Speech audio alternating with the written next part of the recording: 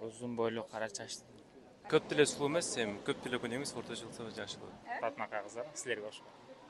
Келбети болот, кандай болсо деле эми. Сарга салам, Кадам Москва YouTube каналынын катталуучулары, биз бүгүн дагы да болсо сонун суроо даярдап чыктык. Кандай суроо десеңиздер, мырзаларыбыздын табитиндеги кыздар кандай, деги эле мырзаларыбызга кандай кыздар жагат? Эгер жоо кызык болуп жатса, акырына чейин биз менен бирге болуңуздар. Сизге кандай кыздар жагат? Ыймандуу.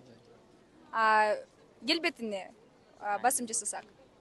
Uzun boylu, kara çaşlı. Эми жөнөкөй болсо, мындай түшүнүктүү. Эми көп деле сулуу эмес, эми көп деле күн эмес, орточулукта жакшы.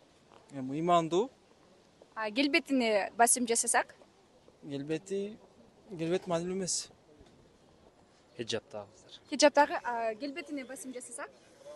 Фигурасына, сулуугуна. Suluğun gereğin yok. Ыймандуу кыздар жагат. Келбетине басым жасасак. Хижапчан, жакшы ыймандуу кыз. Сулуулугу, фигурасы. Кызыктуу. Кандай намаз окуган, оронгон. Келбетине көңүл бурсак. Келбети важный деле эмес. Вообще. Ну, особо эмес. Рахмат чоң. Сиздерге да суроо берсек болобу, жооп бере аласыздарбы? Сиздерге кандай кыздар жагат? Ыймандуу кыздар жагат. Келбетине токтолсок. Келбетине кандай эми сулуу кыздар?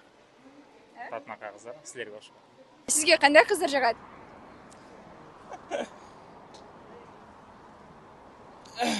Эң башкысы ыймандуу болсо болду го дейм. Келбетине токтолсокчу? Келбети болот, кандай болсо деле эми жүрөгүндө ыйман болсо эле болду. Сулуулугу, фигурасы сиз үчүн маанилүү эмес. Жок. Если по вкусу говорить, если по вкусу, то брюнеточки.